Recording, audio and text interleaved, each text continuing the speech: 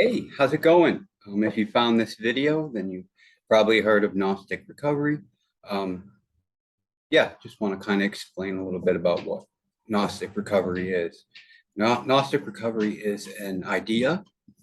Um, it's an idea that we can recover from maybe the things that happened to us or haunting memories, right? We can recover from old relationships. By utilizing esoteric concepts and esoteric tools, so to speak. So a couple of those things would be tarot cards, angel cards, oracle cards, whatever. But a really, really big component, I think the most important component is the conversational piece. Focused, empowering conversations are one of the strongest tools we have to dissect and really get into those things that still weigh us down, still hold us down. So this is not for everybody, but I truly believe that with the tools that we have available to us in this life, we can uncover parts of ourselves that we didn't know existed, and we can become great, and so Gnostic recovery is aimed at that. I do have a long-term plan. I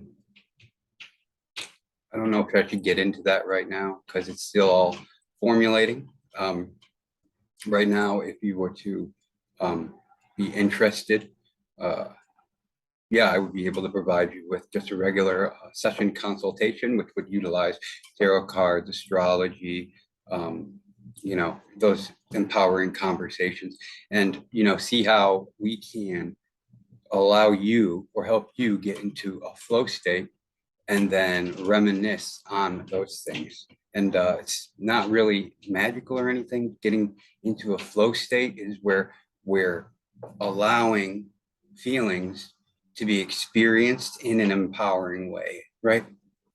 And that's the concept that we use here. I'm really excited.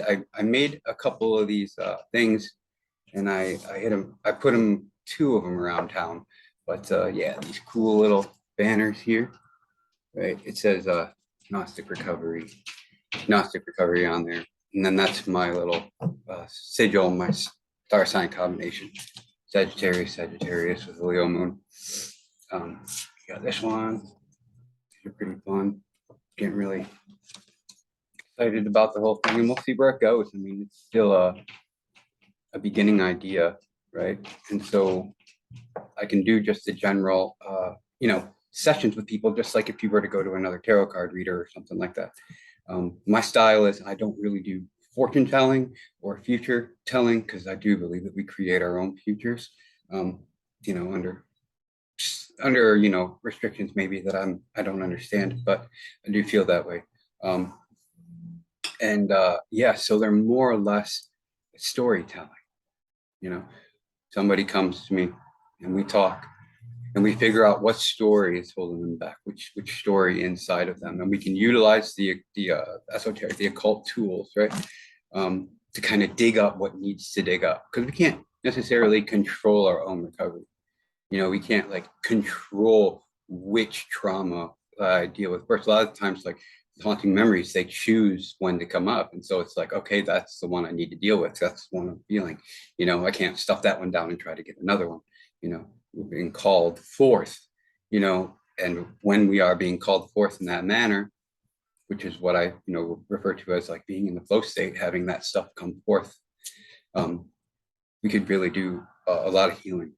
We can learn to believe in ourselves. We can learn to not allow these stories from the past to affect how the stories go, because when they say the past influences the future, I think that means it's the stories of the past that dictate how we live.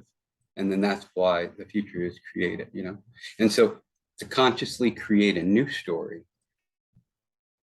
I think that's one of the most beneficial things a person could be, or could do, right? Yeah, could be, creator of their own story.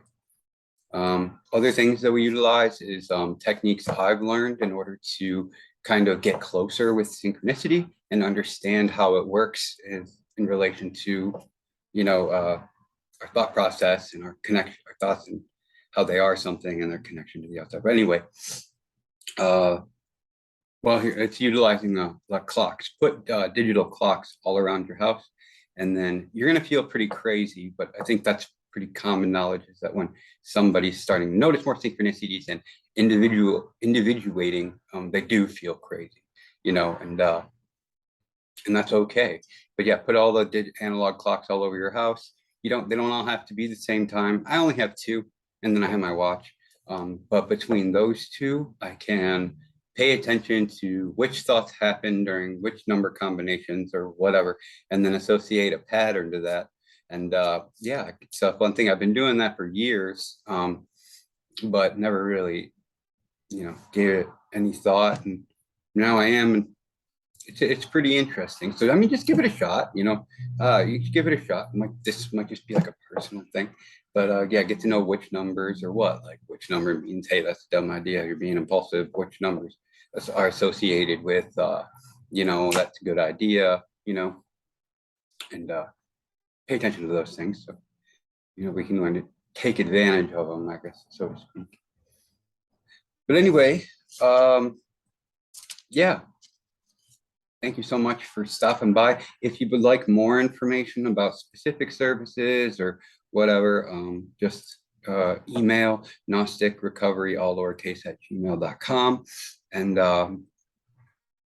yeah, so long-term plan here, right, is I would like to rent a building, right, or rent a space. It's a really cute space downtown on Washington Street. I really like it, next to Go Ice Cream. I think that would be perfect. And then have that be like, Gnostic Recovery. It would be like a community center where we would work through a network of angels or volunteers who are motivated by the self-help world, and then use them to provide services to the community, like, I don't know, babysitting and stuff like that. So the parents aren't so stressed out.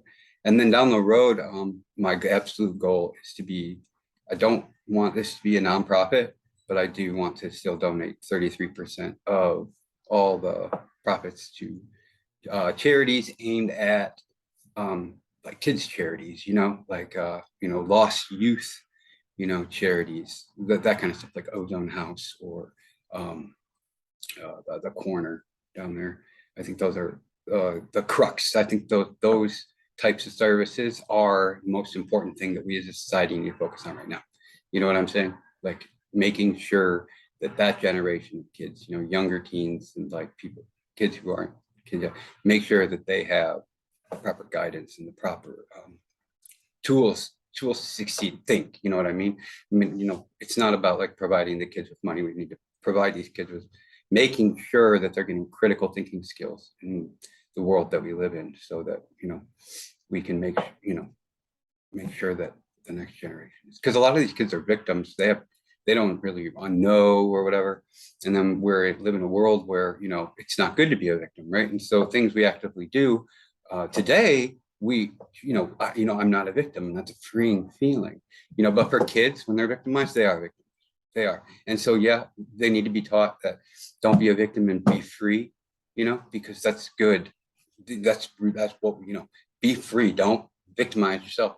But when they are actually victimized, it's not their fault. And so it's we have to look at them like, we have to look at it differently. We have to identify who is actually the victims these days, right? Really, really identify what that is, and then target our help at those things. I think that's the way to the future. So anyway, be bold, be big, be bold, war to be wise, war for life, war for love. All right, anyway, I hope you guys have a great day. Stick around for more. Things are constantly changing and constantly manifesting. Yeah, hope you have a great day.